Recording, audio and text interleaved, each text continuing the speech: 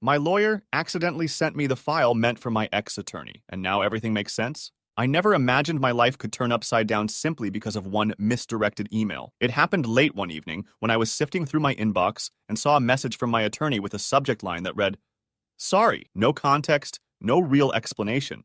Just that single word and an attached PDF file titled something like full underscore disclosure underscore confidential.pdf. Initially, I thought, this must be some sort of private draft or irrelevant legal document. Maybe a glitch. But then, I noticed an odd note within the email's body that said, I accidentally sent you the wrong file. Please don't open it. Delete it as soon as you can. My gut told me something was off, and I found myself torn between respecting my lawyer's request and following that primal curiosity that said, take a look, because who receives an urgent, don't open this email and just walks away? Of course, I opened it, and that's when everything changed. Before this moment, I was already in the middle of a painfully drawn-out divorce from my ex-husband, whose name is Max. We had been together for about 8 years, married for 6, and what started as a blissful partnership had become toxic in a slow but methodical way. I used to blame the usual reasons. Maybe we grew apart, maybe we had conflicting goals in life, or maybe there was just too much everyday stress wearing us down. We'd argue about petty issues, or sometimes about big things, like money or who truly contributed more to our shared life. But as time went on, I noticed something darker about Max. He rarely yelled outright. His approach was quieter, more calculated. He would drop subtle jabs and watch me unravel, always looking curiously satisfied when I broke down in tears or confusion. It was like he got a thrill from exerting that power. I tried to talk to him about therapy or counseling. He agreed, but his heart was never in it. Eventually, I decided we had to split for good. I thought, perhaps naively, that we would do this in a relatively amicable way, since neither of us wanted children and there weren't too many assets to fight over, except for a condo partially paid for by my parents. I just assumed we would come to a fair arrangement, sign the papers, and let each other move on. That was before I realized how far he was willing to go to get what he wanted. Once we actually filed for divorce, Max wasted no time in hiring a clever, well-connected attorney, a guy known for turning the tables in complicated suits. Meanwhile, I hired my own lawyer, Maria, on the recommendation of a friend.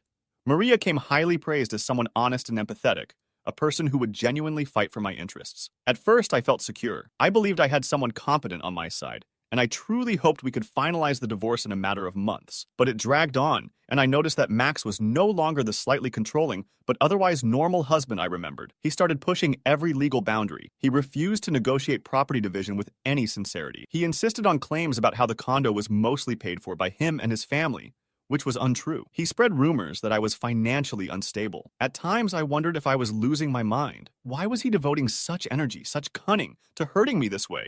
Then came that accidental email from my own attorney. Inside the PDF were about 10 pages of what I can only describe as a dossier, materials that were obviously prepared by Max's team, but somehow ended up in Maria's possession. There were transcripts of my text messages, personal emails to friends taken out of context, analysis of my social media posts, and most shockingly, references to a series of financial documents tying large sums of money to me personally. Yet I had no memory of ever seeing or touching these sums. The deeper I read, the more surreal it felt. It was like discovering a hidden script for a nightmare in which I was the unwitting villain. There were entire paragraphs explaining how O, presumably me, was linked to a suspicious company that had apparently funneled thousands, no, millions, of dollars in transactions. My name or initial popped up in these bizarre tables over and over. It looked so official, complete with bank account numbers, timelines, and bullet points describing how O had presumably authorized a variety of financial moves. A wave of dread washed over me, and my hands trembled so badly that I had to place my phone on the table. I reread certain paragraphs to make sure I wasn't hallucinating. Max's side was preparing to weaponize this supposed evidence against me. If the plan spelled out in those pages was carried out, they could accuse me of fraudulent dealings, potentially even criminal activity. It made no sense. I am anything but a financial schemer. I had never even been late on credit card payments, let alone engaged in whatever shady business was being described. I saw references to an LLC called Orion Invest, something I'd never heard of. The document described how it had been set up on behalf of O to shield certain assets. My mind was spinning. Did my soon-to-be ex-husband secretly register a company in my name to cover up some bigger scheme of his own? Moments later, my phone rang with Maria's number flashing on the screen. I answered, still dazed. She sounded extremely rattled. I'm so sorry, I just realized I sent you the wrong attachment. Listen, you need to delete that file. It's privileged and could compromise our position. Trust me, you're better off not reading it. I whispered into the phone that I had, in fact, already gone through it. There was a long pause before she let out something between a sigh and a groan. Okay, she said. Well, that's out there now. I need to see you in person first thing tomorrow. Please bring your laptop or device and we'll figure this out. The entire conversation made me suspicious. Why did she have that file in the first place? If it was truly Max's secret weapon, how exactly did it end up in her hands? And if she had it, why had she not alerted me sooner? I didn't sleep at all that night. My heart pounded in my chest as I recalled the lines about forging signatures, using hush money, and pushing O into settlement. One note in the margin read, if O refuses, we threaten to expose X or Y. At that moment, my entire married life replayed in my mind like a slow-motion montage, and details I had once dismissed as normal disagreements looked more like stepping stones in some twisted plot. Had Max been grooming me for this, ensuring he could cast me as some incompetent or shady person while he walked away scot-free? I remembered instances where he corrected my signature on forms for convenience, explaining that it would be faster if he just helped me sign something. There were times he pressured me to trust him with bank transactions because I was terrible at finances. All these red flags that I once shrugged off now looked like puzzle pieces, fitting perfectly into a horrifying bigger picture. The next morning I arrived at Maria's office, still shell-shocked. She seemed equally tense, but tried to project confidence, as though the situation could be contained. I demanded to know how and why she was in possession of such incriminating materials. She said that Max's lawyer had forwarded a rough overview of the claims they intended to make against me. According to her, it was a tactic used by some attorneys to give the opposition a preview of their case, hoping to coerce a settlement or intimidate the other party. Maria claimed she had intended to set up an urgent meeting to talk to me about it. I asked why she never so much as hinted at the existence of these documents before, and she answered that she only got them recently, and she needed time to verify if they were authentic or some elaborate bluff. We spent that entire morning dissecting the PDF. Page 1 discussed how I allegedly managed these sketchy financial assets in secret. Page 2 had screenshots that might come from my personal accounts, emails, texts, random social media posts that had been compiled to present me as unstable or money-obsessed. Another page mentioned references from people who witnessed me forging documents. I nearly choked when I read that. Who were these witnesses? How is it possible that my own life had become so unrecognizable on paper? Maria explained that using the PDF itself in court might not be straightforward. It was questionable whether it was even discoverable evidence, or if it was some draft containing claims Max's side intended to refine. They could say we obtained it illegally, or that it was never meant as an official exhibit, but she said we could at least treat it like a roadmap, pointing us to where we should look. For example, references to Orion Invest meant we could check corporate registries. We could see who officially owned it, on what date it was registered, and if my signature was used. So we started pulling those threads. We discovered that, indeed, an LLC under the name Orion Invest had been registered a little over a year earlier. The listed manager was a woman whose name was suspiciously close to mine, my first and last name with my middle initial, and the address matched an old address of ours. This alone was shocking. But what truly disturbed me was that the registration date coincided with the period I was hospitalized for a significant surgery. There was no conceivable way I could have gone to file the registration myself. On top of that, I'd never heard a single reference to Orion Invest in my life. As we dug further, we found recorded documents bearing a signature eerily similar to mine, but not quite right, like a poor forgery done by someone who carefully practiced my penmanship. The more clues we unearthed, the more obvious it became that Max had orchestrated a scheme. He'd set up a company in my name to stash or launder money, or maybe to pin the blame on me if any legal or financial blowback happened. Now, with the divorce in progress, it looked like he intended to use the existence of this shadow company to blackmail me. Either you agree to my divorce terms, or I reveal everything and claim that you're the criminal. Just thinking about that possibility made me feel nauseated. To make matters worse, I started receiving random calls from unknown numbers. The voices, sometimes male, sometimes muffled, would say things like, "Stop digging," "Accept the deal and walk away," or "Don't make us reveal the real truth about you." At times, I'd hear heavy breathing and nothing else. It was unnerving. I didn't want to assume Max was behind it, but who else would be? It seemed too coincidental to be anything else. My daily routine turned into a nightmare of double-checking my phone, skipping social gatherings, and feeling paranoid whenever I got into my car. I imagined someone was following me, or that my phone was tapped. I spoke to our mutual friend, a tech-savvy guy named Andrew, who had once helped me set up a home network. I demanded to know if he'd installed any spyware on my laptop or phone at Max's request. Andrew looked mortified. He admitted that Max had asked him to add a security protocol to my computer, but he claimed he had no idea it might be used to spy on me. He seemed remorseful, but I wasn't sure I could trust him anymore. It felt like the walls were closing in on me. Despite all this fear, Maria advised that we remain calm. She said we could fight this if we systematically gathered real evidence. That's what we did. We filed an official request to check business registration records. We looked up the signatories and compared them to my known signatures. We found people who could confirm I was in the hospital when I supposedly signed those documents. We knew that Max wouldn't easily surrender, but we hoped that, with enough legitimate paperwork, he'd have no choice but to give up this shady tactic. Eventually, we arrived at a critical juncture, a formal meeting in which both sides would lay out their positions before the court date. The atmosphere felt like a high-stakes poker match. Max sat across from me, looking composed, wearing his best suit. His attorney was next to him, flipping through folders as though they were loaded with bullets waiting to be fired. They went on about how I had been deceitful with finances and that Max deserved the entire condo for his own security. They implied that they had proof of my unscrupulous behavior, though they didn't specify what. I could barely contain my anger, but I remembered Maria's advice. Let them tip their hand first. When they gave us that sly look that said, "We hold all the cards," I tried to keep a steady face, which might have surprised them. At one point, Max looked me directly in the eyes with a kind of smug concern. He said something like, "Look, I'm trying to be civil. I don't want to air everything in court, but if you keep refusing, you'll leave me no choice." My stomach churned at how calmly he delivered that threat, but inside my mind I thought, you have no idea what I already know. By the end of the meeting, we hadn't reached a resolution. His attorney basically gave a final hint that they'd be unveiling a devastating case against me if I didn't capitulate. Maria and I left feeling uneasy, but also strangely powerful, because the next time we saw them would be in front of the judge. The morning of the hearing was one of the longest waits of my life. I arrived early, carrying multiple folders of carefully compiled documents. The real medical records showing I was hospitalized for surgery on the exact date that my signature appeared on corporate forms, expert analyses of that signature concluding it was a forgery, and official searches revealing I had never once been listed as the real controller of that suspicious LLC. My hands shook a bit as I clung to these folders. I pictured the judge reading them and hopefully seeing that the entire narrative from Max's side was fraudulent. When the hearing began, Max's lawyer went first, stating that I was the one complicating the divorce, that I was refusing to settle fairly, that I'd misappropriated funds.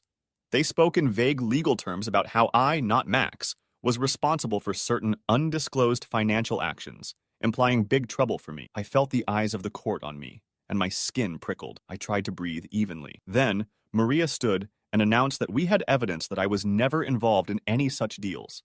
She calmly submitted documents to the judge, explaining the timeline. Piece by piece, it all came out. The registration date of Orion Invest matched the exact day I was in the hospital. The signature was tested by an independent forensic expert who concluded it wasn't mine. Maria stated that the only person who stood to benefit from forging my name on those corporate papers was my ex-husband, since it gave him a tool to manipulate me. She also mentioned that the alleged financial transactions from that LLC had all ended up in accounts traceable to Max's associates, not me.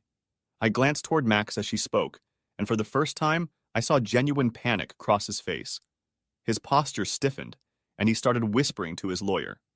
The judge, adopting a stern tone, asked Max's side to respond to these newly revealed facts. There was a lot of scrambling.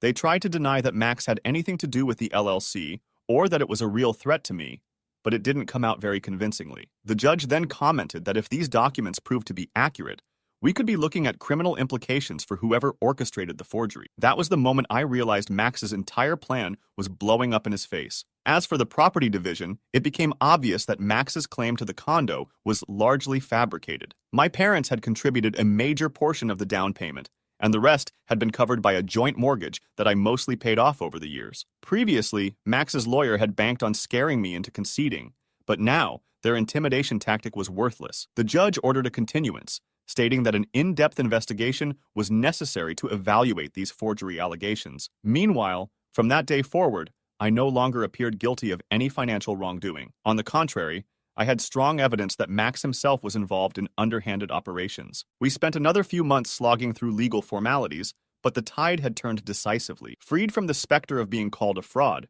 I could finally focus on the initial goal, simply finalizing the divorce. Max's threats and attempts at intimidation diminished. In the end, the court recognized I had the stronger claim to the condo, and I retained it as my sole residence. Max faced separate investigations into the suspicious LLC. I heard through mutual acquaintances that he tried to shift blame onto unknown partners, but it never really stuck. Our divorce decree was issued, and that humiliating stage of my life was at last concluded. It should have felt triumphant.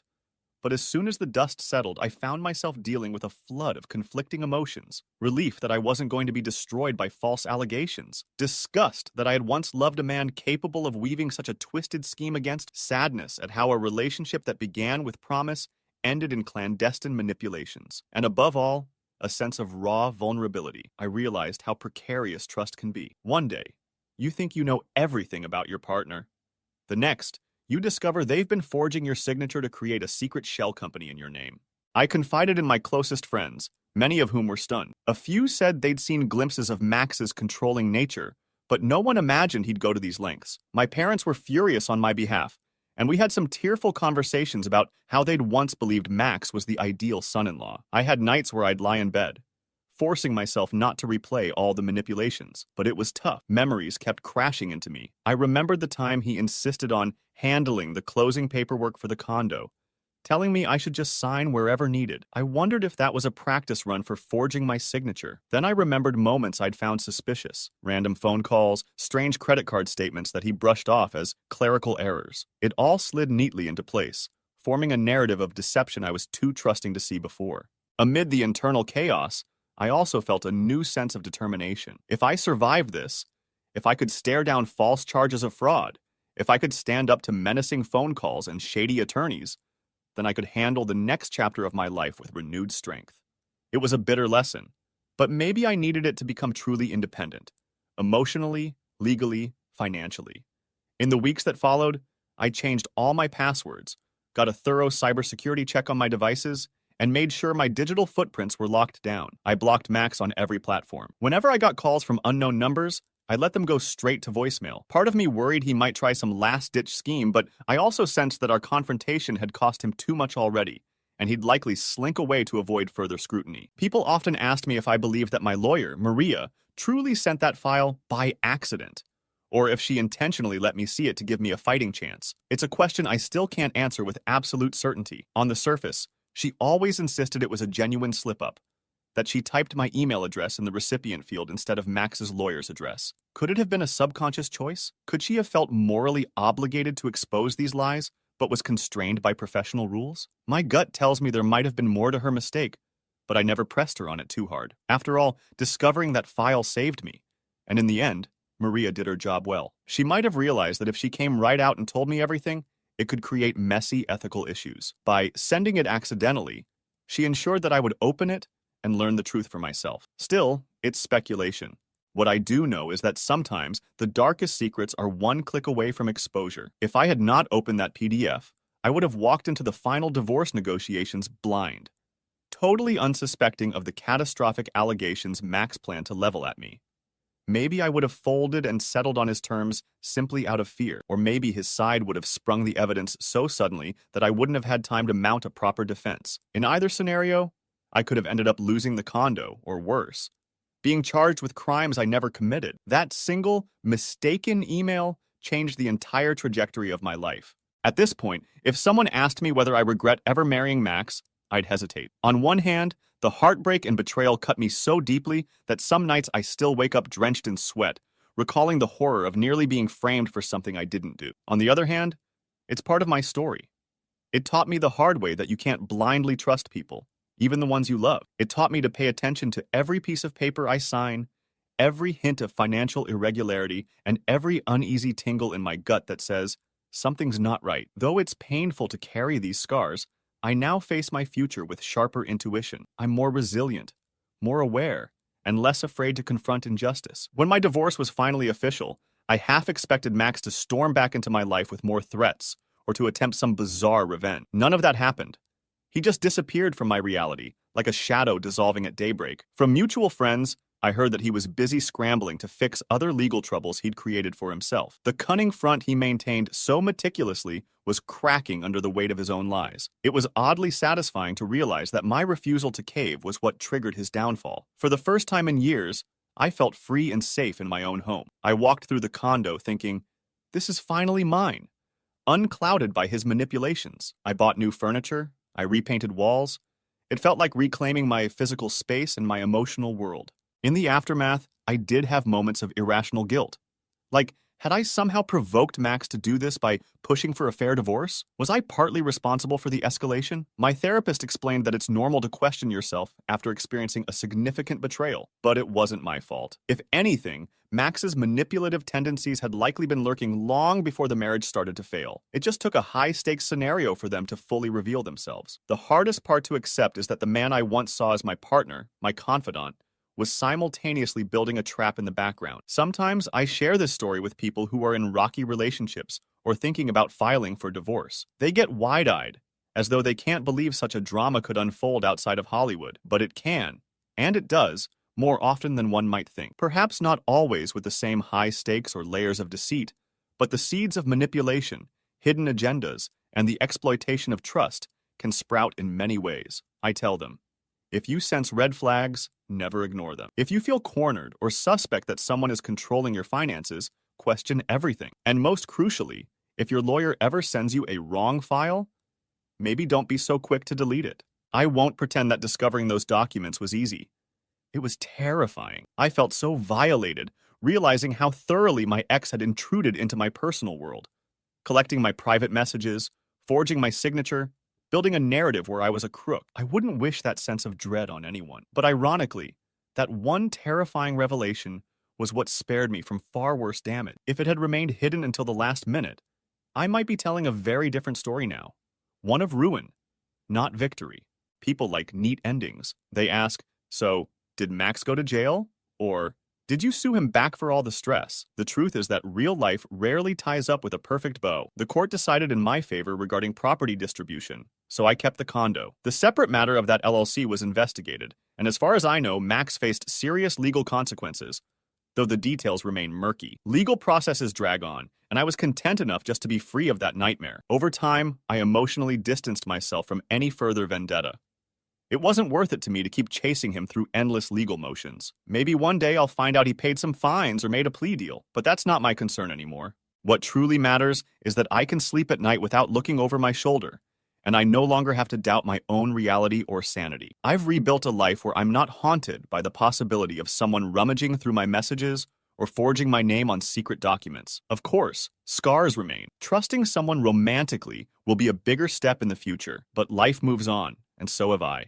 That accidental email was the spark that ignited it all. A single email that my attorney supposedly sent by mistake, a small slip of a keyboard, yet it revealed more than I could have learned in months of depositions. Maybe it was destiny, or maybe it was a sign from the universe, or maybe just a ridiculous quirk of technology. In any case, it changed my life. Sometimes, the most important truths about the people closest to us are hidden in plain sight, waiting for the smallest nudge to come to light. My divorce wasn't the mere dissolution of a marriage. It was the unveiling of a secret labyrinth of deception that I'd unknowingly inhabited. Now that I've escaped, I feel both liberated and hardened. The next chapter of my life won't be dictated by manipulations or illusions, and I have a single email to thank for that.